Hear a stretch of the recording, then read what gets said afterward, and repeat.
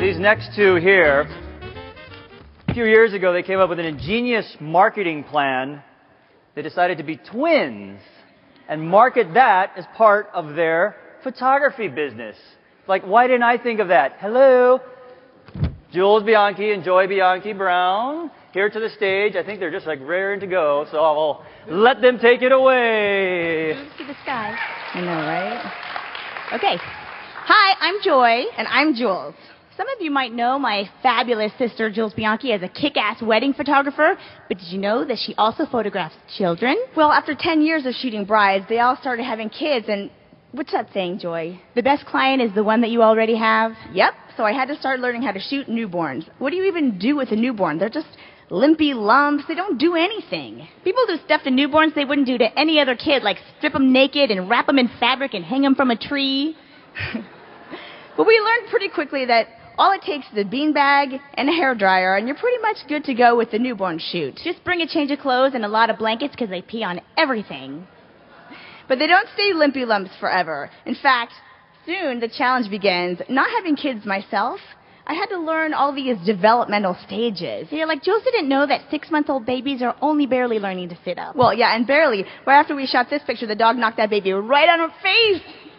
So Jules has actually been shooting kids for a long time, starting with my gorgeous girls. I mean, look how cute they are. Come on, Jules. Isn't it great to be capturing those childhood moments and freeze time? Oh, brother, you think your girls are perfect. Shooting kids sucks. Well, not my kids. Fine, agree to disagree. Shooting everyone else's kids sucks. You know why? Kids don't care. But the parents who just forked out a bunch of money for you to immortalize their child, they sure care. And they get pretty upset when during an expensive photo shoot, their kids are misbehaving. I can't tell you how often they hear, oh, today of all days, they're starting to fuss. But they don't realize it's this catch-22.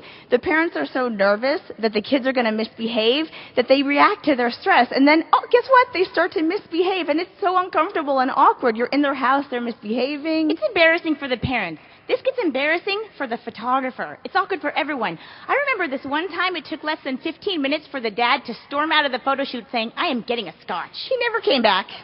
Or what about that other time when both parents left us? Yeah, they told us, our kids are much more well-behaved when we're not around, and they left us to wrangle their 3 kids under the age of 8 and the dog. It's a delicate balancing act between the parents who care and the kids who do not. Like this day when we shot Sean, he cried the whole entire day so much. Actually, the only good shot I got was when the family was walking away from me. Well, Jules, it wasn't what we were expecting, but they actually loved this shot.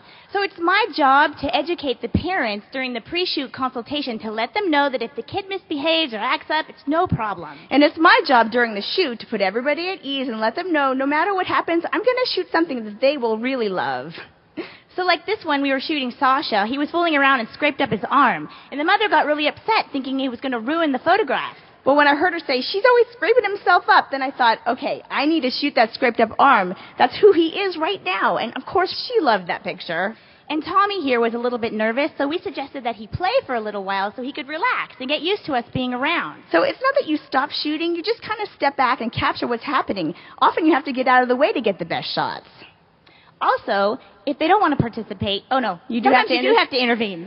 Like this one time, Marcello was running away from the camera. He did not want to be shot. And I thought, oh, I have to do something. So I'd seen this watermelon in the kitchen.